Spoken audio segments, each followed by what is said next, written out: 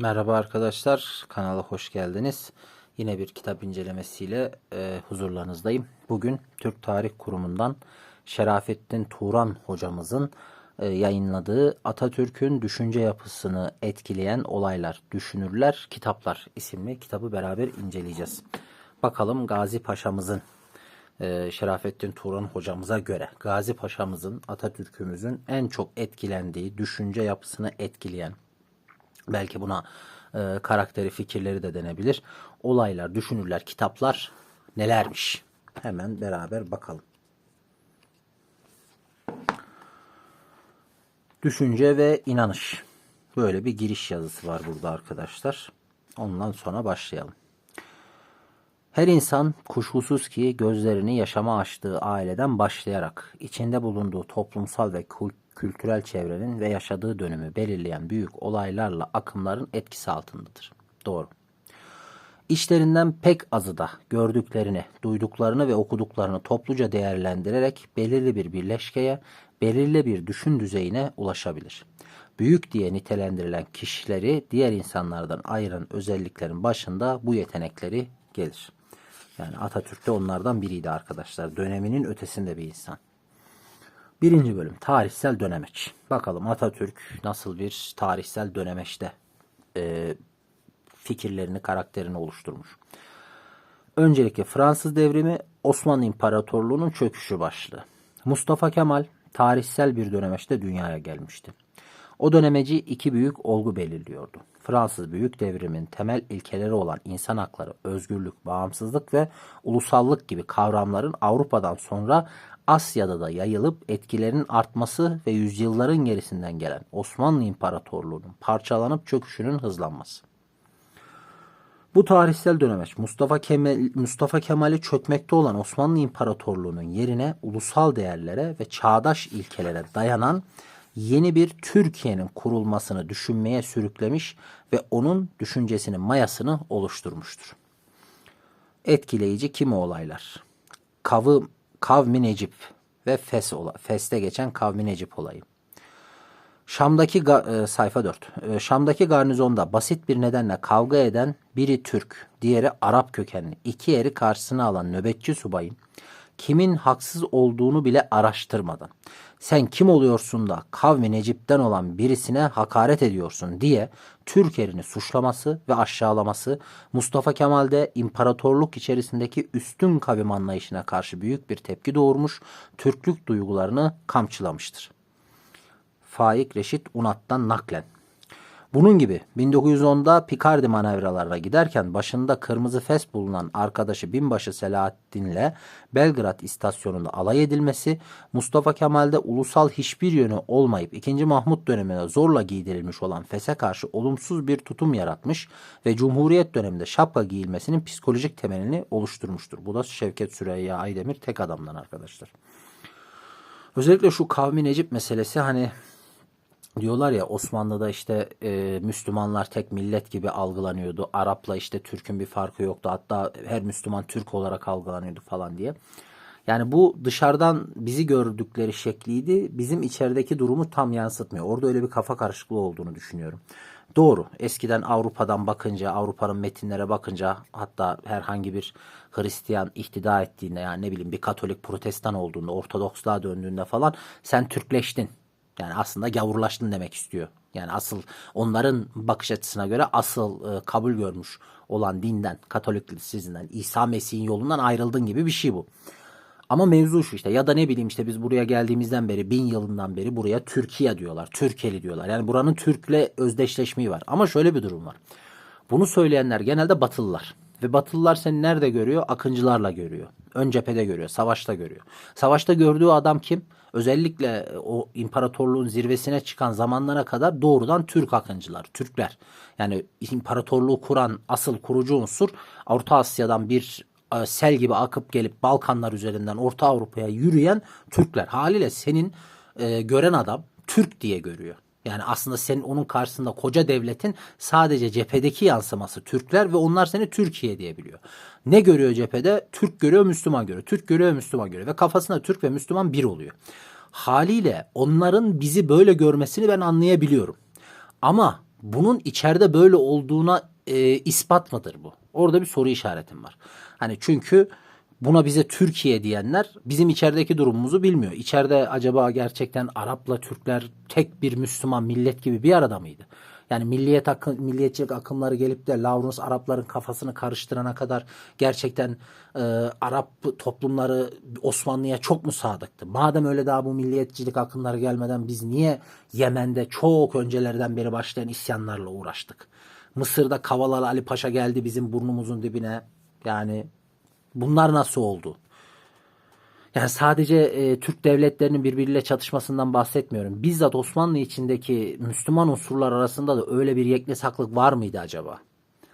Ben olduğunu zannetmiyorum ve bunun özellikle bu Necip meselesinden, Necip millet Araplardır meselesinden e, çok milliyetçilik akımlarıyla Osmanlı tabii merkezi otoritede çöktükten sonra iyice ayyuka çıktığını düşünüyorum şu anda. Okuduklarımdan anladığım bu. Bakalım fikrimiz değişir mi? Başka bir şey gelir. Başka bir tarihi kaynak okuyup da düşüncemiz değişir mi bilmiyorum ama bunca okuma yaptıktan sonra sanki bana biraz öyle geliyormuş gibi geldi ve artık bana ya burası da Türkler hep birdir, Türk demek Müslüman demektir teorisi aslında çok şey gelmiyor bana. Çünkü bizim genelde sağ muhafazakar camiada kullanılan bu terim işte Türk demek Müslüman demektir, Müslüman olmayan Türk görülmemiştir gibi çok kullanılan bu terim aslında o sağ muhafazakar camianın çok da sinirlendiği batılı söylemlerin kendi işlerine gelince nasıl kullanıldığını da gösteriyor olabilir. Çünkü bu aslında çok batılı bir söylem. Türk demek Müslüman demek batılıların bize söylediği bir şey.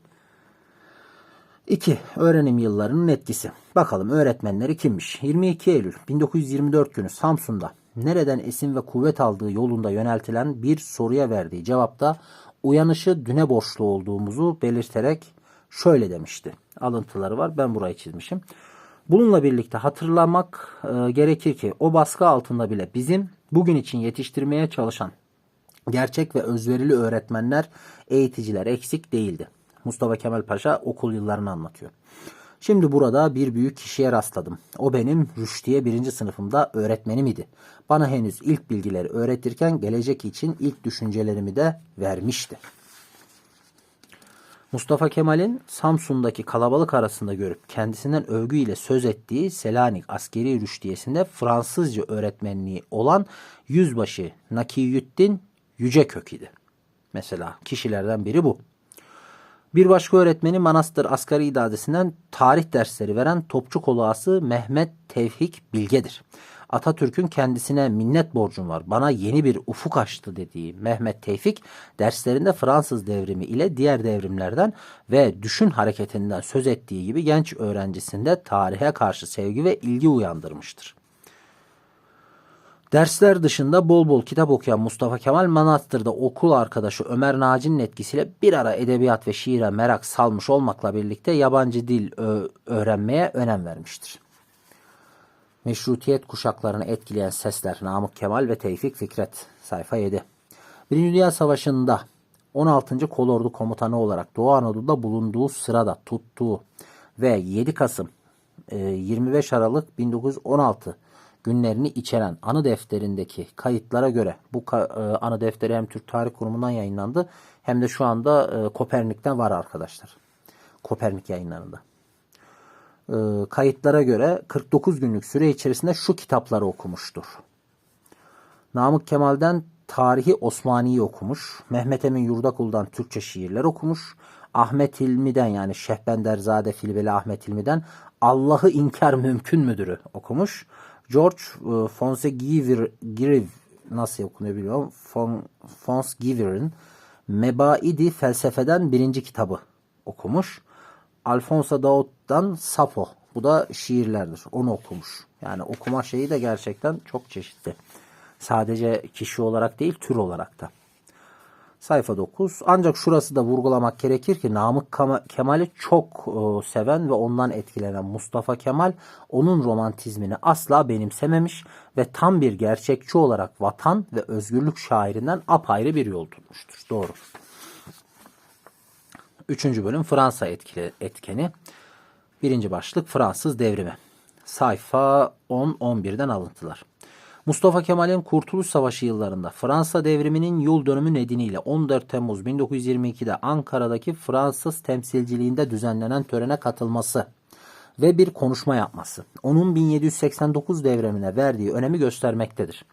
Konuşmasına Fransız ulusunun 14 Temmuz Ulusal Bayramı, biraz da ruhunda özgürlük ve bağımsızlık aşkını taşıyan bütün ulusların bayramıdır diye başlayan Mustafa Kemal, ihtilallerin başlıca 3 nedeni bulunduğunu belirterek bunları özgürlükten yoksunluk, ekonomik yapı ve yönetimsizlik, halka karşı davranış olarak sıraladıktan sonra sözlerini şöyle sürdürmüştür. Sözlerinin sonunu da baylar, bizim Asya'ya ayaklanmaya ve savaşmaya sürükleyişimiz Fransız ulusunu kahramanca hareketlere sürükleyen nedenlerden daha az kuvvetli ve daha az mantıki değildir diye bitirmiş. Bu sözler Mustafa Kemal'in özgürlük ve bağımsızlık anlayışının kökeninde Fransa Büyük Devrimi'nin yattığını, onun Türk Kurtuluş Savaşı ile Fransa ihtilali arasında kurduğu ilişkiyi ve Türk bağımsızlık hareketinin sömürgeci devletlerin yönetimi altında bulunan Asya ve Afrika ülkelerinin ulusal bağımsızlıkları için ilk büyük örnek olacağı hakkındaki inancını hiç yoruma yer bırakmayacak açıklıkla göstermektedir. Yani bunu gösterdiği gibi o dönemde Fransızları Batı blokundan koparmaya çalışık. Yani karşısında var ya bir İngiliz, Fransız, İtalyan devletleri var, itiraf devletleri var, ittifak devletleri var. Onlarla bir şey yapmaya çalışıyor ya. Hani onları parçalıyor ya. Bence orada da bir Fransa'yı böyle bir sen İngiltere'den ayrı dur bak sen iyi adamsın falan gibi böyle bir Gazi Paşa'nın böyle çok diplomatik hamleleri var. Onlardan biri de olabilir. 2. Akılcılık ve olguculuğun izleri. Atatürk'ün düşüncelerinde ve gerçekleştirdiği Türk devriminin temellerinde akılcılık yani rasyonalizm ve olguculuk yani pozitivizmin izleri bulunmaktadır. Gerçekten öyledir. Sayfa 13. Bu nedenledir ki akılcılığın büyük temsilcilerinden Descartes'in Discours sur de la méthode'un Atatürk'ün isteğiyle Türkçe'ye çevrilerek Milli Eğitim Bakanlığı'nca bastırılmış akılcı düşüncenin öteki büyük temsilcisi Kant hakkında da Kant ve Felsefesi adlı bir inceleme yayımlanmıştır. Mustafa Kemal'in gençlik yılları olguculuğun Türkiye'de etkili olduğu bir döneme rastlamıştı. Ancak hayatta en gerçek yol gösterici bilimdir diyen Atatürk'ün olguculuğu Emre Kongar'ın da belirttiği gibi Comte'un bir izleyiciliği biçiminde değil de insan düşüncesinin eriştiği bir aşama olarak ortaya çıkar. Burada Comte'a vurgu yapması doğru anlıyorsam Auguste Comte sosyolojinin ve pozitivizmin kurucusudur arkadaşlar. Çok böyle şiddet bir ateisttir. Allah'ın yerine yeni bir bilim kuruyor. Yani bayağı bildiğim pozitivizmi bilim olarak görüyor. Sanki o izleyimcilik yani gözlemciliğe dayanan, tabiatı incelemeye ve deneye falan dayanan pozitivizmden ziyade insan düşüncesinin eriştiği bir merhaleden kasıt da hani olguları, dünyayı somut olgularla sebep sonuç içerisinde Descartes'tan da demin gittiğimiz gibi hani bir determinist bir bakış açısıyla sebep sonuç ilişkisini kurmadaki yetkinlik aşaması olarak görüyor olabilir. Sanki. Ben öyle anladım Emre Kongar'ın buraya yaptığı alıntıdan. Sonracıma sayfa 15. Jean-Jacques Rousseau ve Cumhuriyet. Atatürk'ün Fransa devriminin düşünsel hazırlayıcıları arasında üzerinde en çok durduğu, eserlerini okuduğu ve kendi düşünce ağının oluşmasında en çok yararlandığı düşünürlerin başında Jean-Jacques Rousseau gelmektedir. Sayfa 16. Mustafa Kemal Rousseau'nun tüm eserlerini incelediğini Türkiye Büyük Millet Meclisi kürsüsünden biraz da övünçle açıklamıştır. Bundan başka onun bir monarşi yanlısı olan Montesquieu'nun Kanunların Ruhu adlı ünlü yapıtını incelemekten de geri kalmadığını biliyoruz. Böyle olmakla birlikte Mustafa Kemal'in bu kitapta Artun Ünsal'ın da belirttiği gibi özellikle Cumhuriyet'le ilgili bölümler üzerinde durması ve Cumhuriyet'in bir erdem rejimi olduğunun anlatıldığı satırların altını çizmesi dikkat çekmektedir. Dördüncü fikir arkadaşlar özgürlük. Mustafa Kemal'in özgürlük anlayışının temelinde doğal haklar kavramına dayanan Jean-Jacques Rousseau'nun görüşleriyle 26 Ağustos 1789 tarihli Fransız Yurttaş ve İnsan Hakları bildirisindeki hükümlerin bulunduğu görülmektedir. Şöyle ki söz konusu bildirinin 4. ve 5. maddelerindeki tanımlar 1924 tarihli Türkiye Cumhuriyeti Anayasası'nın 68. maddesinde yer aldığı gibi ortaokullara ders kitabı olarak 1930'da yazılan Vatandaş için Medeni Bilgiler kitabının Mustafa Kemal'in kaleminden çıkan Hürriyet bölümü de hemen hemen aynı kavram ve görüşleri yansıtmaktadır. Orada da bunu alıntılandırmış hoca karşılıklı. Sayfa 18 ve 19'dan alıntılar. Öte yandan Atatürk'te özgürlük kavramı Fransız devriminden sonra kazandığı anlamla düşünce ve siyasal alandaki özgürlükler kadar vicdan özgürlüğünü de içerir. Kuşkusuz düşüncelerin, inançların başka başka olmasından yakınmamak gerekir. Çünkü bütün düşünceler ve inançlar bir noktada birleştiği durumda bu hareketsizlik işaretidir, ölüm işaretidir demiş. Öte yandan Hüseyin Cahit Yalçın'ın Leon Mariller ve Stuart Mill'den yaptığı çevirilerin de Atatürk'ün özgürlük anlayışını genişletip pekiştirdiği söylenebilir. Özellikle kadınlarla ilgili hususta John Stuart Mill'in kitaplarına bakabilirsiniz. Atatürk'ün çağının ilerisindeki fikirlerine ilham vermiş olabilir. Meşrutiyet dönemi düşünürleri Ziya Gökalp ve Atatürk. Kimi inceleyiciler Gökalp'i Türk devriminin düşün mimarı olarak değerlendirir. Dahası Atatürk'ün vücudumun babası Ali Rıza Efendi, heyecanlarımın babası Namık Kemal, fikirlerimin babası ise Ziya Gökalp'tir dediğini öne sürerlerken kimi araştırıcılar da Gökalp'i Atatürk devriminin filozofu olarak görmenin yanlış olduğunu savunmuşlardır. Gökalp'in fikirleri ve görüşleriyle Atatürk'ün düşünceleri ve uygulamalar arasında genelde bir benzeyiş ve uyum vardır. Ancak Cavit Orhun Tütengil'in de belirttiği gibi Gökalp'in Kemalizmin biricik ideoloğu mimarı kabul etmeye de olanak yoktur. Onun sebebi şu aslında şundan. Neyse bölümü bitireyim fikrimi sonra söyleyeyim. Sayfa 22 ve 23'ten alıntılar okuyorum. Olguculuk, ulusçuluk, halkçılık, laiklik, uygarlığı bir bütün olarak görme, dilde özleşme, kadın hakları ve benzeri konularda ayrıntılara inildiğinde Gökalp'in düşünceleriyle Mustafa Kemal Atatürk'ün görüşleri ve eylemleri arasında önemli ayrılıklar göze çarpar. Her şeyden önce Gökalp'in ulus millet tanımı ile Atatürk'ün ulus anlayışı birbirinden farklıdır. Kültür sözcüğüne Arapçaya dayanarak Hars karşılığını bulan Ziya Gökalp, uygarlık ve kültürü ayrı ayrı iki kavram olarak değerlendirir ve kültüre ulusal, uygarlığa ise uluslararası bir anlam verirken Atatürk bu ikiliği kabullenmemekte ve böyle bir ayrımın güç ve gereksiz olduğuna inanmaktadır. Sayfa 24. Kültür konusunda olduğu gibi Atatürk'ün öncülüğünü yaptığı dilde devrim ile Gökalp'in lisani Türkçülük görüşü arasında da derin ayrılıklar vardır. Burada Gökalp bölümü bitince şunu söylemek istiyorum. Doğru, Gökalp'in özellikle sosyolog temelli, sosyolojiyi kuran Türkçü bir insan olduğu için ve aslında Cumhuriyet'ten ziyade İttihat Terakki'nin merkez üyesi olduğu için İttihat Terakki Partisi'nin ideoloğu demek daha doğru olur. Ve Ziya Gökalp'in çizgisinde her ne kadar bir Türkçülük adına belli bir standart, belli bir akış varsa da onun detaylanması konusunda çok zigzakları vardır. Örneğin ilk gençlik yıllarında hatta İttihat Terakki bile daha böyle Araplar çok isyan etmemiş, daha Abdülhamit tahttan indirilmemiş, daha romantik bakılıyor ve Müslüman bir Türk milleti, bir Osmanlıcılık fikri varken daha böyle İslam dinini ve diğer milletlerin katkılarını, kültürel katkılarını ulusal bir medeniyet olarak kullanabileceğimiz yönündeyken İttihat Terakki bir süre sonra gerçekten iktidara alıp Arapların ve diğer Müslüman unsurların da aslında zannettikleri gibi Abdülhamit gittikten sonra Osmanlı'ya bağlı olacaklar, tek dertleri Abdülhamit'miş gibi görmediğini anlayınca ve merkezi otoriteyi sarsınca onlar yavaş yavaş böyle bir İslamcılıktan Turancılığa, Türk Orta Asya'sına, Türkçülüğe kayıyorlar. Aslında bu kayış Gökalp'te de var. Yani özetle şunu mu söylemek istiyorum. Gökalp Cumhuriyet kurulduktan yani 1924'te vefat etti. Çok büyük ihtimal buradaki hocanın tespit ettiği gibi Gökalp'in fikirleri aslında İttihat Terakki zamanında kalmış fikirler. Daha Cumhuriyet'te dönüşmemişti. Ama şunu da biliyoruz, Gökalp'in fikirleri dönüşebiliyor. Duruma göre dönüşebiliyor. Her ne kadar bir ilim adamı olsa da, bir sosyolojiyi kuran insan olsa da siyasetçi ve ideolog. Haliyle böyle bir esneme payı var. Bir dönüşümü de var.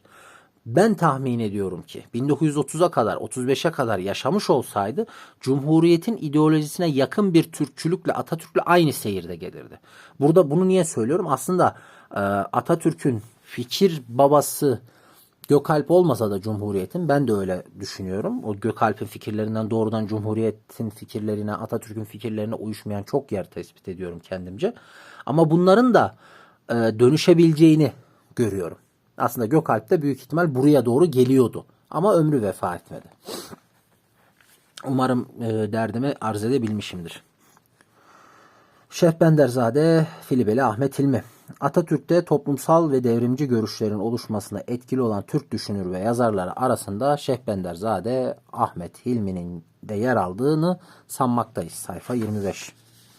26 ve 27'den alıntılar. Osmanlı toplumunun ortaçağ hayatından çağdaş yaşama geçmek zorunda bulunduğunu öne süren Ahmet Hilmi, bunun uzun sürecek yavaş bir gelişmeyle gerçekleşemeyeceğini de belirterek hızlı bir ilerlemeyi, yani bir devrimi zorunlu görüyordu. Burada bir alıntının altını çizmişim. Ortaçağ hayatında çağdaş hayata geçmek zorunluluğunda kalmış bir milletiz. Pek küçük bir azınlık bakımından bu hüküm doğru olmasa bile genellikle doğrudur. Alıntıda böyle, yani Filibeli Hilmi bunu demiş. İlerlemeye engel nedenleri iki grupta toplayan Ahmet Hilmi, bunları ilerlemeye düşmanlık, gelişme düşüncesine karşı cahilce bir tutuculuk, çok zorunlu gereksinimleri değerlendirememekten doğan durağanlığı sevmek ve derinliğe inmeyen bir taklitçilik ile yüzeysel bilgiyle yetinmek olarak özetliyordu. İlerleme ve gelişmenin koşullarını ulusumuzu meydana getiren temelleri düzeltme, kuvvetlendirme, güçlendirme ve onarmada bulan Şehbenderzade, bu temelleri yıkım halinde bırakıp da yeni temeller yapmaya kalkışmanın tam anlamıyla toplumsal bir intihar girişimi olacağını öne sürüyordu. Aynı zamanda ateşli bir özgürlükçü olan Ahmet Hilmi, özgürlüğü insanlığın temel koşullarından biri olarak değerlendirmekte, Osmanlı toplumunda da herkesin er geç söz ve vicdan özgürlüğüne sahip olacağına inanmaktadır. Atatürk'ün Ahmet Hilmi'nin Allah'ı İnkar Mümkün Müdür adlı kitabından başka onun İslam tarihini de dikkatle okuduğunu ve yazarın kimi görüşlerini paylaştığı, onları değişik biçimlerde kullandığı anlaşılmaktadır. Özel kitaplığında bulunan nüshaya koyduğu işaretlere göre Mustafa Kemal'in üzerinde durduğu konulardan birkaçını şöyle sıralayabiliriz. Birincisi, İslamiyet'in ulusal bir olay olmayıp Muhammed'in kişiliğinden kaynaklandığı. İşte bir kere daha sabit olur ki İslamiyet Araplarla hasıl olan tekamül milli neticesinde meydana gelmiş bir şey olmayıp sırf zuhur Muhammedi'nin eseridir. Burada Atatürk'ün notu mu yoksa altını çizdiği yer mi, onu tam anlamadım. İkincisi, Ebu Bekir'in devlet hazinesinden ayrılan ödenekle geçindiği, kendisine verilen kölenin ve devenin geri verilmesi vasiyet ettiği. Üçüncüsü, bilimde, teknikte ve tarihte duygunun ve sanmanın yeri olmadığı. Ahmet Hilmi, Türkler ve İslamiyet bahsinde İslamiyet'in Orta Asya'ya yayılışından söz ederken o dönemdeki Türk yaşayışına değinerek şöyle diyor. Türkler daima seferberlik halinde bir kavmi asker ve cengaver idi. Maişetleri sade ve ahlakları medeniyetin verdiği rusabatı mülevvesaden ezzadeydi. Türkler sürekli sefer durumunda bir asker ve savaşçı kavim idi. Yiyecekleri basit ve ahlakları uygarlığın pis tortularından arınmış idi. Türkçesi bu. Türk topluluklarının şimdi olduğu gibi geçmişte de uygar olduklarına inanan ve bunu kanıtlamaya çalışan Atatürk'ün düşüncesine aykırı düştüğü için o bu cümlenin son kısmını altını mavi kalemiyle çizerek yanına kocaman bir ünlem ve bir de soru işareti koymaktan kendini alamamıştır. Şimdi geldik tarihsel dayanak. Sayfa 29. Atatürk'ün toplumsal olayları değerlendirilişinde ve dünya görüşünde tarihin önemli bir yer tuttuğu bilinmektedir. Tamam. Türk tarihinin eskiliği Mustafa Celaleddin Leon Kahun isimli iki yazar. Onun gençlik yıllarında Türk tarihinin uzun geçmişi ve büyüklüğü hakkında bilgi verip de Türk aydınları arasında en çok tutulan eserlerin başında Mustafa Celaleddin ile Leon Kahun'un kitapları gelmekteydi. Aslen Polonyalı olup 1848 ihtilallerinden sonra Türkiye'ye göç eden ve Müslümanlığı kabul ederek Türkleşen Mustafa Celaleddin henüz Türk ulusal duygusunun doğmadığı ve ulusunun var olmayan Osmanlı ulusu anlamında kullanıldığı dönemde Türklerden başlı başına bir halk olarak söz eden bir yazar olarak tanımıştı. Mesela bu Mustafa Celaleddin Paşa'mız özellikle bizim Sağ Muhaveser Camia'da çok bilinen, şimdi vefat etmiş bir abi var. Hani böyle neyse. Neyse, hiç o polemiklere girmeyeceğim de sırf Polonya Yahudisi normalde ve adam Türkçü ve Yunan Harbi'nde yanlış hatırlamıyorsam şehit oluyor. Ve Nazım Hikmet'in de büyük babası, yanlış hatırlamıyorsam ana tarafından, Mustafa Celaleddin Paşa. Şimdi o Sağ Muhafazakar Camia'da insanlar tabi her şeyi kendilerine göre yaptığı için işte gördünüz mü Polonya Yahudisi geldiği Türkçülük illetini, milliyetçilik fitnesini içimize soktuğu falan diye anlatıyorlar. Halbuki Yunan Harbi'nde adam şehit ve o arkasından günahını alıp da bu kadar laf söyleyenlerden daha Müslümandı belki ve belki daha Türk. Ama işte bizimkilerin ağzına başka bir yerde laf verince her şeyi kullanırlar. Neymiş? Yahudi dönmesiymiş. İşte milliyetçilik fitnesini o getirmiş. Nazım Hikmet'in de dedesi olduğundan zaten gavur olduğu da belliymiş. Aslında Sebetaistlerin başka bir koluymuş falan falan. Halbuki adam bayağı şehit oldu falan yani. Allah herkesi nasıl diyeyim? Hani bu kanalın üslubuna uygun olarak kötü bir şey demiyoruz arkadaşlar. Beğenmediğimiz, fikirlerine katılmadığımız insanlara bile daima dua ediyoruz. Hani Allah herkese ne bileyim bir vicdan terazisi versin diyelim biz. O vicdan terazisiyle gece düşünsünler. Sayfa 30-31. Mustafa Celaleddin'in söz konusu kitabını okurken alışkanlığı gereği koyduğu işaretlerden Atatürk'ün en çok şu konular üzerinde durduğu, dolayısıyla etkilendiği anlaşılmaktadır. Birincisi, Türkiye'ye yerleşmiş kavimlerin genellikle Arilerden geldiği, bunlardan bir kısmının da Türk olduğu ya da Türk sayılabilecekleri ve hükümdarların kültürel etkinliklerinde bu köken ve kan bağının rol oynadığı. 2. Türklerin uygarlık dışı bir kavim olduğu yolundaki suçlamaların yanlışlığı. Haçlı seferleri döneminde Latinler Orta Doğu'ya geldiklerinde Türklerin Arap uygarlığını koruyan bir yaşam düzeyine yükselmiş oldukları. 3. Halifeliğin Osmanlı tarihinde olumsuz etki yaptığı, halife sanını alan sultanların kendi programlarını, tarihsel işlevini ihmal ettikleri. 4. Latince adıllara göre Etrüsklerin Tauro-Aryan ya da Türk olabilecekleri. 5. Arap etkisi. Türk bilginlerinin Arapça adlar taşıması, Arap alfabesinin Türkçenin yapısına uygun olmadığı gibi bunlar. Sayfa 32. Kolaylıkla anlaşılacağı gibi Mustafa Kemal'in birçok satırların altını çizdiği ya da sayfa kenarlarına çok mühim diye yazdığı bu noktalar Türklerin iddia edildiği üzere barbar, yağmacı bir kavim değil, tarih boyunca uygar bir topluluk olduğu, Anadolu'nun ilk halklarından bir kısmı ile Etrüsklerin Türk kökenli olabilecekleri ve İslam uygarlık çevresine girdikten sonra kabul edilen yazının Türkçenin yapısına uymadığı, unutsal bir san olarak sarınılan halifeliğin de ulusal gelişmenin yararına olmadığı gibi kendisinin yaşamının son günlerine kadar araştırılmasına önem verdiği ana konuları ve gerçekleştirdiği devrimin hareket noktalarına bir kısmını oluşturmaktadır. Leon Cahun'a gelince Türk tarihi, Türkçe ve özellikle Orta Asya Türkleri ile ilgili araştırmalarıyla ün yapan bu Fransız tarihçisinin 1896'da yayımlanan ve Timur dönemine gelinceye kadar Asya'daki Türk tarihini içeren ... adlı kitabı Türk gençleri ve aydınlar arasında yayılmış, dahası Türkçülük akımına yol açan etkenlerden biri olmuştu. Bu kitap bugün bile yine yanlış hatırlamıyorsam ya Dergah ya Doğu Batı Yayınlarından bu yazarın kitapları çıkıyor ve hala da kaynak olarak kullanılıyor diye hatırlıyorum. Sayfa 33. Türk tarihi ve uygarlığını bir bütün olarak ele alma. Degünnes. Atatürk'ün Türk tarihini değerlendirme ve olayları tarihsel süreç içinde ele alma konusunda en çok yararlandığı ve etkilendiği kaynaklardan birisi, kusuruma bakmayın arkadaşlar, bu ismi okuyamıyorum. Degünnes mi ne? Bana bir okunuşunu aşağıya yorumlarda yazın Türkçe ifadelerle. Degünnes'in ... adlı ünlü yapıtıdır. 1756-1758 yıllarında 5 cilt olarak Paris'te yayımlandığı İslamiyet'ten önceki dönemde de bir Türk tarihinin var olduğunu gösterdiği için geniş yankılar yapan bu eser ne yazık ki Türk aydınlarınca ancak 19. yüzyıl sonlarında öğrenilebilmiş ve Cumhuriyet'in ilk yılında Türkçe'ye çevrilebilmiştir. Atatürk Tuğrul Bey'in 1058'de Bağdat'a dönüşünden sonra Halife El-Kaim ile olan ilişkilerini şöyle değerlendiriyor. Bağdat'a avdet ve hususi merasim. Bu muzafferiyetten sonra Tuğrul tekrar Bağdat'a döndü. Halifenin yanına girdi. Halife bir tahta oturuyordu.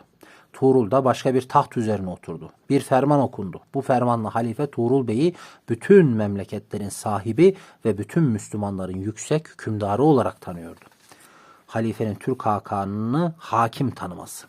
Nihayet Tuğrul Bey Şark ve Garp hükümdarı ilan edildi. İşte bu surette halife kendisine bir hakim tanımış oldu. Zaten Türklerden bir emrül ümera tayinine başlandığı tarihten beri halifelerin hiçbir nüfusları kalmamıştı. Tuğrul zamanında İslam aleminin idaresi resmen Türklere verilmiş oluyordu. Bütün Müslüman dünyası bir kül kabul olunuyordu. Tuğrul dini riyaseti kabul etmedi. Layık bir devlet reisi kalmayı tercih etti. Ünvanı Sultanı İslam oldu. Sultanı İslam oldu. Yani İslam'ın sultanı. Dini riyasette halifeye bıraktı. Bu dini riyasetin kaldırılmaması hatasının sonraları bütün Türk tarihinde acı ve yıkıcı akisleri görülmüştür.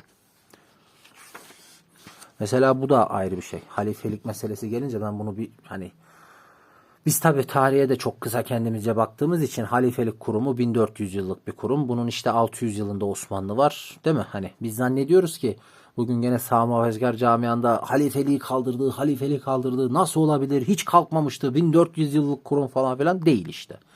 Yani halifelik 1400 yıllık kurum olarak tabii ismi halife olarak 1400 yıldır olan bir kurum olabilir ama bizim sağ muhafazakar camianın anladığı ve Osmanlı'nın güya onların bakış açısında uyguladığı böyle İslam'ın tek lideri, tek savunucusu, tek söz hakimi gibi anlatıldığı haliyle bile güçlü bir otorite.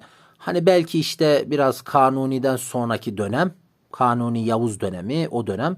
Bir de cennet mekan olsun Abdülhamit'in böyle akıllıca bir siyaset olarak kullanıldığı bir etki, siyasi bir manevra olarak. Yoksa öyle özellikle ilk 4 halifeden sonra bir yerde Fatimi halifesi var, Endülüs'te Emevi halifesi var, Abbasi halifesi var. Aynı dönemde Büveyhioğullarının, Fatimilerin ayrı ayrı halifeleri var. Zaten devletler artık parçalandıkça kafasına göre herkes halifeyim diyor. Çünkü bizim bugün o sağ muhafazakar camianın anlattığı ölçüde bir halife imajı 2. Abdülhamit'in siyasi reaksiyonlarıyla, siyasi manevralarıyla oluşmuş bir imaj. Ondan öncesinde bile yok. Halifeliğin ilk defa gerçekten siyasi kullanımı, yanlış hatırlamıyorsam, eminim benden daha iyi bilenler vardır, düzeltirler. Azak Kalesi düştüğünde 1. Abdülhamit Ruslarla bir anlaşmada Kırım'daki Türklerin hamisi olma rolünü halife sıfatıyla kullanıyor. Belki de uluslararası diplomatik camiada ilk öne çıkan, resmen kullanılan ve karşı tarafa da sunulan bir manevra olarak, bir aparat olarak kullanılan orada. Ondan öncesinde bile zaten güçlüyken kimse ben halifeyim demiyor zaten. Adam güçlü, istediğini yaptırıyor. Halife olmazsa da yaptırıyor. Gibi haliyle. Neyse. Sayfa 39.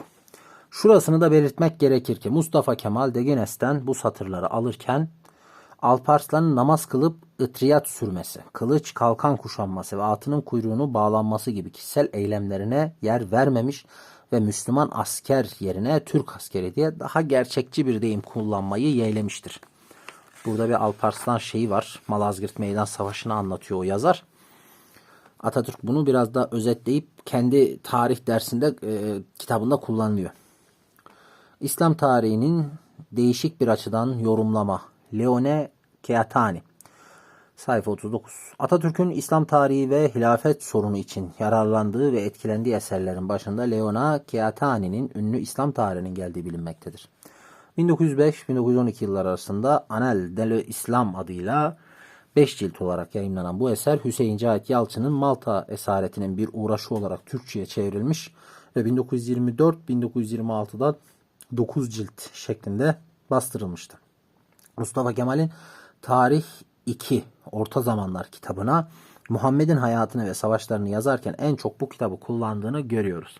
Ayrıca özel kitaplığında bulunan nüshalardaki işaretlerden onun kimi yönlerden de Keatani'ye önem verdiği ve onun değerlendirmelere katıldığı anlaşılmaktadır. Mesela Leon Keatani İslamiyet'in önemini ve topluma getirdiği canlılığı belirtirken tarihsel olayları yalnız kişilere mal etmenin yanlışlığına, bunda toplumsal ortamında etkili olduğuna değinerek şunları yazıyor. Atatürk'ün özel kitaplığında bulunan kitapta bu paragraftaki cümlelerin yer yer altlarını ve sayfa kenarlarını çizdiği, ayrıca 4 tane X işareti koyduğunu görüyoruz. Onun bu düşüncelere ders kitabı olarak hazırlanan 2. cilt tarihe girmesi için yazdığı metinde de yer vermesi Keatani'nin görüşlerine nedenle katıldığını kanıtlamaktadır. İkincisi, Keatani, mesela şurada Keatani'nin yazdığı metin var. Buradan faydalanarak Atatürk'ün kullandığı paragraf bu arkadaşlar. Keatani, Muhammed'in birdenbire peygamberlik iddiasıyla ortaya çıkmadığını, görüşlerinde zamanla değişmeler olduğunu, bunu Kur'an'dan da izlemenin mümkün olduğunu öne sürerek diyor ki, bir şeyler diyor. Atatürk'ün önemi nedeniyle işaretlediği bu görüşü de kendine özgü anlatımıyla tarih 2'ye aktarmak istediğini görüyoruz. Şöyle ki, Kur'an'da öğrendiğimize göre Muhammed hiç değişmeyen, yaşamış bir insan değildi. O da hayat ve hadiselerin zaruri icapları karşısında adeta her gün değişmiştir diye yazmış. Muhammed iptida Allah'ın Resulüyüm diyerek ortaya çıkmamıştır. Bunu düşünmemiştir. Bu düşünce senelerce mücadele ettikten sonra kendisinde hasıl olmuştur. Bunlar teolojik olarak sıkıntılı, tartışmalı konular arkadaşlar. Bu konularda ne Gazi Paşa'ma ne de şeye katılmıyorum. Çünkü peygamberin ya da belki yanlış anladı Leon Keatani yanlış anladı. Gazi Paşa da bunu yanlış aktardı. Belki de. Çünkü burada anlatmak istediği peygamberin hani dönem içinde o peygamberlik zuhur etmeden 40 yaşına gelmeden böyle bir Hira mağarasında uzlete çekilmeleri, içinde kendi içine döndüğü bir dönem var. Ama o dönemde de zaten peygamberim demiyor. Peygamberlik birden geliyor ve birden söylüyor. Ve peygamberliğini ilan ettikten sonra ya da peygamber olduğunu ifade ettikten sonra da geri adım atmıyor zaten. Sadece belki buradaki dönüşümler bazı yasaklar, bazı farzlar böyle tedricen ayet ayet o 22 senede peyderpey geliyor ya, onu bir değişim olarak görmek mi yoksa olgunluğa doğru gelişen bir tekamül olarak görmek mi? O biraz bakış açısıyla ilgili. Üçüncüsü okuyoruz gene, devam ediyor Keatani'den. Bu çarpıcı iki örneğin dışında da Atatürk'ün İslam tarihi notlarını ve özellikle Muhammed'in savaşlarını yazarken büyük ölçüde Leon Keatani'ye dayandığını saptıyoruz. Mustafa Kemal'in İslamiyet ve halife hakkındaki düşüncelerinin oluşmasında Keatani'nin değerlendirmelerinin etkisi büyük olmuştur. Buna en belirgin bir kanıt olarak İslamiyet'te hilafetin nasıl başladığı konusunda Keatani'nin yazdıklarının Mustafa Kemal tarafından paylaşıldığını gösterebiliriz. Keatani'nin bu bölümde yazdıklarından Atatürk'ün çok önemli görerek kendine özgü çizgilerle D, dikkat ya ve M mühim harfleri işaretlediği yerler oldukça ilginçtir. Ebu Bekir'in halife yani peygamberin vekili unvanını almış olması muhakkak değildir. Halife unvanının ancak Halife Ömer zamanı resmen kabul edilmiş olması pek muhtemeldir. Çünkü bu gibi teferruatı en evvel Ömer'in tespit etmiş olduğu malumdur. Kezalik Ömer Emirül Müminin diye ikinci bir ünvanı resmi de almıştır.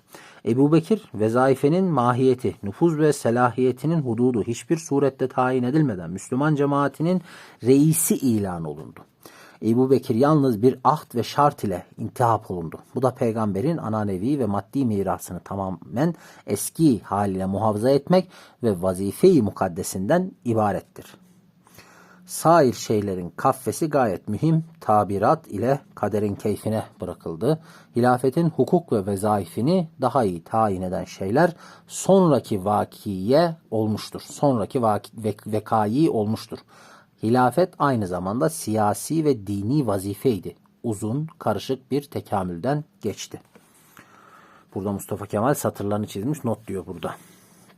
Bütün bunların yanı başında Atatürk'ün Leon Keatani'nin İslam tarihindeki işaretlediği kimi yerler ve değerlendirmeler onun yaşamını ve davranışlarını etkilemiş ya da en azından düşünce ve davranışlarını destekler nitelikte görülmektedir. Dördüncüsü, Muhammed'in siyasi liderliği. Muhammed siyasi bir adamdı. Gayet mükemmel bir zamaneci, yani oportunist idi. Muasırlarını tetkik ve müşahede pek nüfuzu nazara malikti. Gerek taraflarının gerek düşmanlarının hakiki ihtiyaçlarını ve hakiki hislerini tayin ve takdir hususunda misli bulunmaz bir isabeti muhakeme eseri gösterirdi. Taraftarlarını artık başka dine telkinat isteyemeyecek bir dereceye geldiklerini görür görmez boş bir hülyaperver değil, ameli ve zeki bir zat olan Muhammed istikameti değiştirdi. Mustafa Kemal'in tarihi en büyük kahramanlardan biri olarak kabul ettiği Muhammed'in önderlik yeteneklerini belirten bu paragrafın başına mühim işaretini koyması ve sayfa kenarına 4 paralel çizgiyle işaretlemesi Keatani'nin değerlendirilmesine katılmasını açık belirtisi olsa gerektir. Beşincisi, ibadetin toplumsal yaşam ve yönetim bakımından önemi. Keatani bunları anlatmış arkadaşlar. Altıncısı, Muhammed'in evinin bir üniversite niteliğine dönüşmesi. Medine'de Muhammed'in ikametgahı İslamiyet'in ilk mektebi, ilk Darülfünun oldu. Yedincisi, Bedir Savaşı'nda alınan esirlerin okuyup yazma öğretmeleri. Atatürk sayfa kenarına çok mühim diye yazarak bu konuya ilişkin şu cümleyi işaretlemiş. Okuyup yazma bilen üseranın her biri sanatı hatta aşina olmayan, yani sanat hattıya yazmada aşina olmayan bilmeyenlere 10 Medineliği talimi hat, yazma talimi vazifesiyle mükellef tutuldular. Sekizincisi, ülkünün büyüklüğü, insanın yüceliği. İnsanlar mefkureleri ne kadar yüksek ise ve yapmaya azmettikleri şeylerde ne kadar muvaffak olurlarsa o kadar büyük olurlar. Dünya Tarihi ve Dünya Federasyonu sorunu. H.G. Wells. Sayfa 45. Atatürk'ün dünya tarihini bir bütün olarak değerlendirme, uluslararası işbirliği, bölgesel anlaşmalar ve bir dünya federasyonu konularında etkilendiği çağdaş yazarlardan biri de Herbert George Wells'tir. Doğa bilimleri öğrenimi görmüş olan bu İngiliz yazarı, bilindiği gibi günümüz toplumlarının sorunlarını sergileyen ve gelecekte toplumlara egemen olması gereken ilkeleri belirlemeye çalışan bir kişi olarak tanınmıştı. Özellikle The Outline of History adlı yapıtında belirttiği toplumsal görüşler geniş yankılar uyandırmıştı. Atatürk'ün söz konusu yapıtı, Fransızca bilmiyorum adıyla 1925'te Fransızca yapılmış olan çevirisinden okuduğunu özel kitaplığındaki nüshaya koyduğu işaretlerden anlıyoruz. Wells'in bu eseri dünya tarihini bir bütün olarak ele almanın yanı başında tarihe egemen olan ya da egemen olması gereken temel ilkeleri vurgulama yönünde de bir değişiklik gösteriyordu. Wells'in görüşlerin Atatürk üzerindeki etkilerini ya da onun söz konusu kitabı nasıl değerlendirdiğini şöyle özetleyebiliriz. Sayfa 46. 1. Dünya tarihinde asıl meselenin insan ve insanlık olduğu görüşü kendi ana düşüncelerine de uygun olduğu için Mustafa Kemal tarafından kabullenilmiştir. 2. Atatürk dünyanın sürekli bir barışa kavuşabilmesi için tek bir yasaya ve tek bir adalete dayalı birleşik bir dünya devleti kurulması gerektiği yolundaki öneriyi tatlı bir düş olarak nitelemiştir. Bu da tam anlamıyla gerçekçi olan Mustafa Kemal'in ideallerinde bile düşe yer vermek istemeyişinin doğal bir sonucudur. 3. Böyle olmakla birlikte Atatürk Wells'in düşlediği Birleşik Dünya Devleti ile İslam Birliği ve halifeliğin güçlendirilmesi önerileri arasında bir koşutluk, bir benzerlik kurma yoluna gitmiştir. 4. Birleşik Dünya Devleti kuruluncaya değin devletler arasında bölgesel birlikler kurmanın yararlı olacağı görüşü Atatürk'ün barışa dayalı dış siyasasının ana ilkelerinden birini oluşturmuştur. 5. Atatürk çoğu görüşlerini paylaştığı Wells'in Türk kamuoyunca da tanınması için kitabın ivedilikle Türkçe'ye çevrilmesini istemiş ve eser Milli Eğitim Bakanlığı'nca Cihan Tarihi'nin Umumi Hatları adıyla 1927-28'de basılmıştır. 6. Bütün bunların dışında Wells'in dünya tarihini incelerken insanın meydana çıkışından önce dünya insanın çıkışı ve gelişmesi yeryüzündeki ilk uygarlıklar biçimini izlediği plan 1930-31'de liseler için hazırlanan tarih kitaplarına örnek olarak alınmıştır. Bu söylediklerimizi doğrudan doğruya Atatürk'ün söylemine dayanarak biraz da yakından ve somut olarak görebiliriz. Mustafa Kemal 1927 Ekim'de Cumhuriyet Halk Partisi Kongresi'nde okuduğu söyleminin sonlarında nutuktan bahsediyor arkadaşlar. Saltanat ve hilafet sorunundan Abdülmecid'in halifeliğinden söz ederken Wells'in Birleşik Dünya Devleti önerisini anımsatıyor ve bununla o dönemdeki Birleşik Müslüman Devletler istemi arasında bir karşılaştırma yapıyor. Burada böyle bayağı uzun o nutuktaki ilgili bölüm arkadaşlar. Sayfa 48 ve 49. Wales bir dünya federasyonu oluşuncaya kadar bölgesel birleşmeleri de yararlı buluyor ve kurulacak Birleşik Dünya Devleti'nin özelliklerini sıralarken din konusunda şunları söylüyordu. Dünya devleti sadeleştirilmiş ve herkes için anlaşılabilir hale getirilmiş bir din üzerine kurulmalıdır. Bu din ne Hristiyanlık, ne İslamiyet, ne de Buda mezhebi olmayacak, sırf olarak doğrudan doğruya dinin kendisi olacaktır. Oldu canım, kafana göre din koy. Tövbe yarabbim. Atatürk kurumsal olarak insanlığa ve dünya barışına büyük yararlar sağlayacağı düşünülen böyle bir Birleşik Dünya Devleti'nin ve bir dünya dininin gerçekleşmesi olanak dışı gördüğü için Wells'in tasarısını tatlı bir düş olarak nitelenmekte kendini alamamıştır. Bununla birlikte Wells'in bölgesel birlikler kurulmasının yararlı olduğu yolundaki görüşünün aslında Atatürk'ün dış siyasi anlayışına uygun olduğunu biliyoruz. Bir Balkan Birliği'ni gerçekleştirmeye yönelik olan Balkan Altantı ile Orta Doğu'da barış ve güvenliği sağlamak amacıyla amaç edilen Sadabat Paktı kuşkusuz ki böyle bir anlayışın sonuçlarıdır. Büyük Söylevin yani Nutkun, Wells'in Birleşik Dünya Devleti önerisi ile İslam Birliği kurulması yolundaki görüşler arasında bir benzerlik kuran Atatürk sözlerini şöyle sürdürmüştü. Türkiye'ye tebelleş olmamaları koşuluyla halifecilerin ve Müslüman birliği kurmak isteyenlerin gönüllerini hoş etmek için bizde az çok buna yakın bir kuram ortaya atılmıştı. Ortaya atılan kuram şuydu. Avrupa'da, Asya'da, Afrika'da ve dünyanın başka yerlerinde yaşayan Müslüman toplulukları gelecekte herhangi bir gün kendi başlarına buyruk bir duruma gelebilirlerse ve o zaman gerekli ve yararlı görürlerse çağın koşullarına uygun nitelikte bir takım uzlaşma ve birleşme ilkeleri bulabilirler. Elbette her devletin, her topluluğun birbirinden alacağı ve sağlayacağı şeyler bulunacaktır. Karşılıklı çıkarları olacaktır. Tasarlanan bu bağımsız Müslüman devletlerin yetkili delegeleri bir araya gelip bir kongre yapacaklar. Böylece falan Müslüman devletler arasında şu ya da bu ilişkiler kurulacaktır. Bu ortak ilişkileri korumak ve bu ilişkilerin getirdiği koşullar içinde birlikte iş görmeyi sağlamak için ilgili Müslüman devletlerin delegelerinden bir meclis kurulacaktır.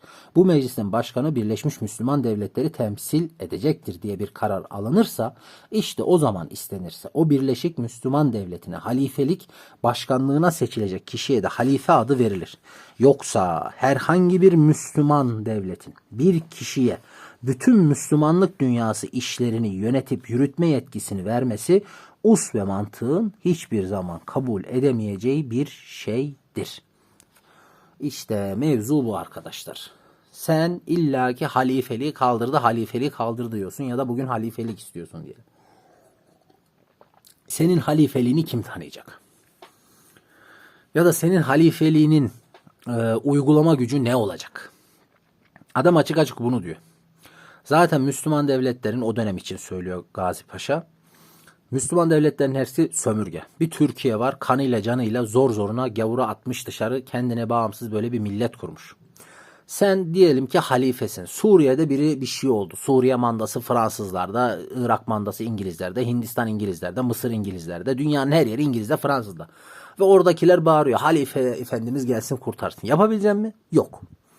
Diyelim ki bütün gücünü böyle sebil ettin, harcadın, oraları kurtardın. Kurtardıktan sonra senin kurtardığın adamlar, tamam beni kurtardın, şimdi git işine bak, ben kendi devletimi kuracağım demezler miydi? Dememişler miydi? Örnekleri yok muydu?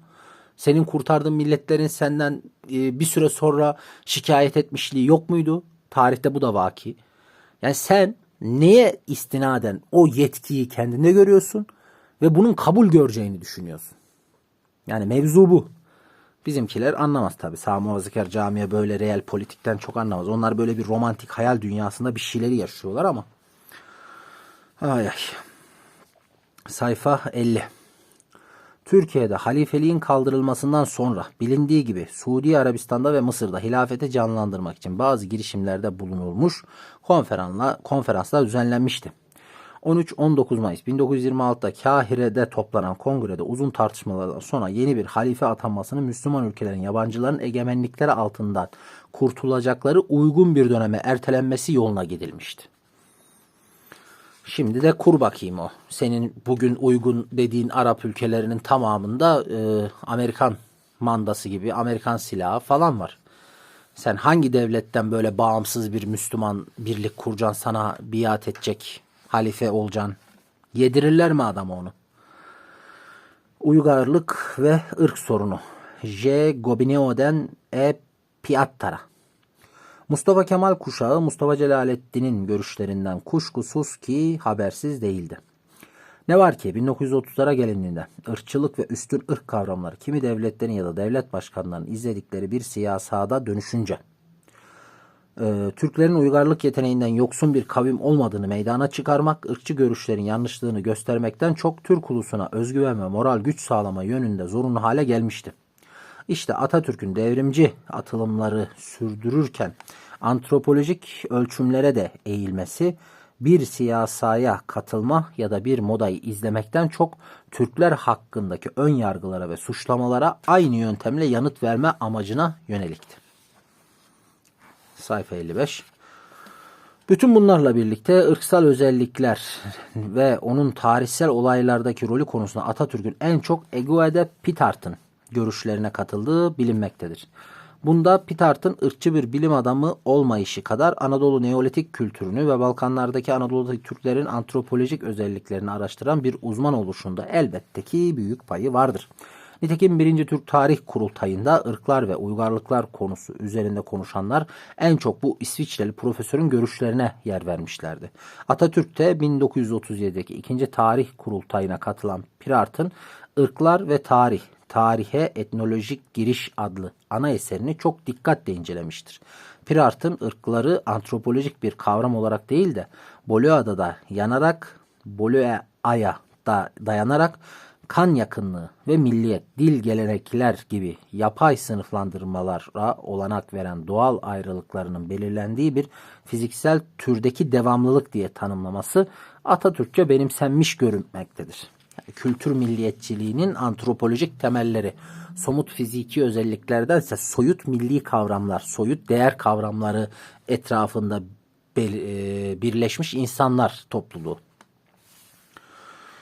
Sayfa 56-57. Bütün bunlar Atatürk'ün ırklar ve bunların tarihteki etkinlikleri konusunda ırkçılığa ve üstünlük iddialarına saplanmaksızın bir yandan Türklerin tarih boyunca uygarlık alanındaki yerlerini ortaya çıkartacak, öte yandan da Türkleri küçüldüğü iddia ve ön yargıların yersizliğini kanıtlayacak bir çerçeve içinde kaldığını Gobineau'da tepki duyarken Pitart'tan da görüşlerinden yararlanarak etkilendiğini göstermektedir. 6. Batı'dan kaynaklanan Doğu sorunu. Mustafa Kemal'in önceleri çok etkilendiği fakat sonradan eylemleriyle de etkilerini silmeye çalıştığı konulardan biri de Doğu sorunudur. Avrupalıların Question Orient diye adlandırdıkları sorun geniş anlamıyla Doğu-Batı arasındaki yani Asya ile Avrupa arasındaki karşılıklı istilalar ve egemenlik kurma yarışı demek olduğu halde Osmanlı İmparatorluğu'nun eski gücünü yitirmesinden sonra Türklerin Avrupa'dan atılması ve imparatorlukların paylaşılması gibi bir içerik kazanmıştı. Devrin büyük Avrupa devletleri arasında temel bir konu haline gelen Doğu sorunu siyasal çıkarların çatışması nedeniyle Osmanlı İmparatorluğu'na geçici destekler ve rahatlıklar getirmekle birlikte sorunun sonunda onu yok olmaya sürüklemişti. Sayfa 58. Mustafa Kemal'in özel kitapları arasında Eduard Dürer'in ve Albert Sorel'in klasikleşmiş olan ünlü yapıtlarının bulunmasını, onun tarihle ilgili araştırmaları çerçevesinde doğal karşılamak gerekir. Ancak 1935 Şubat'ında Dolmabahçe'de çalışırken İstanbul Üniversitesi kitaplığından getirdiği yüzü aşkın kitap arasında Doğu sorununa ilişkin 7 eserinde bulunması dikkati çekmektedir. Öyle anlaşılıyor ki İtalya ile ilişkilerin oldukça gerginleştiği o dönemde Antalya'ya gitmek gereği duyan Atatürk tarihsel Doğu sorununa da bir kez daha eğilmeyi yararlı görmüştür. Türkçenin özleşmesi ve gelişmesi başlığındayız arkadaşlar. Sayfa 60-61'den alıntılar. Türk uygarlığının tanığı ve gelecek kuşaklara güç ve güven aşılayacak bir araç olarak gören Atatürk'ün o denli önem verdiği ikinci alan dil olmuştur. Türkçenin yabancı dillerin boyunduruğundan kurtulmasını ve kendi öz kaynaklarına dayanılarak özleşmesini ve gelişmesini sağlamak diye tanımlayabileceğimiz dilde devrimi hazırlayan koşullar apayrı bir incelemenin konusu yapılabilir. Böyle olmakla birlikte Atatürk'ün düşünce yapısının oluşmasını ele aldığımıza göre onun dil konusunda da daha öğrencilik yıllarında ilgi duyduğunu ve o dönemdeki dil tartışmalarında tasfiyeciler diye adlandırılan arılaştırmacılardan yana bir eğilim gösterdiğini, Cumhuriyet'ten sonra yoğun bir biçimde dil çalışmalarına yöneldiği yıllarda ise kimi etkilenmeler sonucunda Güneş dil kuramını ortaya attığını belirtmemiz gerekmektedir. Öztürkçe akımının öncülerinden olan Çocuklara Rehber Dergisi fen bilimlerine ve özellikle matematiğe ilişkin sorular ve bilmeceler de düzenlemekte. Bunlara doğru cevap veren öğrencilerin adlarını ertesi nüshasında yayınlamaktaydı. Bu nedenle derginin 1897 ve 1897 sayılarında, yani 2 sayısında sorunları çözenler arasında askeri rüştiye son sınıf öğrencilerinin Mustafa Kemal'in adının da bulunması, onun söz konusu derginin okuyucularından olduğunu ve daha o yıllarda Türkçecilik akımını izlediğini göstermektedir. Bu ilgi daha sonraki yıllarda Genç Kalemler dergisini ve Ziya Gökalp'in yakından izleyen Mustafa Kemal'de Türkçenin Arapça ve Farsça kurallardan ve sözcüklerden arınarak özbenliğine kavuşması gerektiği yolunda bir kanaate dönüşecektir. Düşünce ve Çağdaşlık, sayfa 64-65. Mustafa Kemal Atatürk'te temel öğenin kişi için özgürlük ve toplum için bağımsızlık olduğu görülür. Bu bir bakıma çağdaş düşünce sistemi demektir. Onun özel kitapları arasında çağdaş düşünce üzerine yazılmış 2 kitabın bulunması bu yönden ilginçtir. Çağdaş düşünebildiği, dahası kimi konularda, kimi çağını aşabildiği içindir ki Atatürk, özgürlük ve bağımsızlığa kavuşturduğu Türk toplumunun çağdaşlaşmasını amaç edinmiştir. Mustafa Kemal daha Kurtuluş Savaşı başlarında Ankara'ya ilk gelişinin ertesi günü halkla konuşmasında bireyleri belli düşünce aşamasına ulaşamamış toplumların ortaya çıkan kişilerce iyi ya da kötü yönlere sürüklenebileceğine dikkati çekerek şöyle demişti: Bir ulus varlığı ve hukuku için bütün kuvvetiyle, bütün fikri ve maddi kuvvetleriyle ilgilenmezse, bir ulus kendi kuvvetine dayanarak varlığını ve bağımsızlığını sağlamazsa, şunun bunun oyuncağı olmaktan kurtulamaz. Bireyler düşünür olmadıkça, topluluklar istenilen yöne herkes tarafından iyi veya fena yönlere sürüklenebilir. Kendim kurtulabilmek için her kişinin geleceğiyle doğrudan doğruya ilgili olması gerekir. Sayfa 66. Atatürk'ün 1919 aralığında Ankara halkına söyledikleri düşünceyi olduğu kadar bireyi de temel öğe olarak kabul eden toplumsal bir görüşün belirtisidir kuşkusuz. Yeni devletin arması için çizilen kurtbaşı simgeler kendisine gösterildiğinde şöyle demiştir: Bunların hiçbiri bugünkü dünyamızın içinde kurulan yeni bir devletin arması olamaz. Devletin armasını sembolik bir insan başı olarak simgeleştirmeli. Bu dünyada her şey insan kafasından çıkar. Bir insan başının ifade etmeyeceği hiçbir şey düşünemiyorum. Afet İnan, Mustafa Kemal Atatürk'ten yazdıklarım diye oradan kaynak bu arkadaşlar. Atatürk'e göre insan vücudu bir kürsüydi ve her şeyin kaynağı olan baş ile onun içindeki öz, yani zekanın bu kürsünün üzerinde yükseliyordu. İnsanın vücudu bir kürsüdür. Zeka cevherinin mahfazası olan başı üzerinde taşımak için kurulmuş bir kürsü. Çünkü esas zekadır. Bütün bunlar dikkate alındığında Mustafa Kemal Atatürk'ün düşünce yapısının bireyi ve toplumu yüceltmeye yönelik özgürlük ve çağdaşlık ekseni etrafında geliştiği sonucuna varabilir ve başarısını düşünce sisteminin gerçeklere dayanan sağlamlığında bulabiliriz. Ben burada asıl şuna dikkat etmek istiyordum bu bölümde arkadaşlar. Şurada hep dikkat ettiyseniz bireyin düşünür olmadıkça falan diye, hani bireyi ön plana çıkarırken kendini mesela kendimi kurtarabilmek için her kişinin geleceğiyle doğrudan doğruya ilgili olması gerekir. Aslında ben bu demokrasi konularında özgürlük, cumhuriyet, demokrasi derken demokrasiye hep böyle özgürlük rejimi diyorlar. Aslında ben onu sorumluluk rejimi. Oradaki özgürlüğün sorumluluk tarafının, sorumluluk ayağının biraz sakat kaldığını düşünüyorum. Çünkü kişi yaptığı kadar özgürdür. Yaptığı ve yapmadığının özgürü olduğu gibi özgürlük dediğin hesap vermekle, sorumluluk almakla da ilgilidir. Hani her kafama eseni yapayım ama kimse bana hesap sormasın. Öyle bir demokrasi, öyle bir özgürlük yok.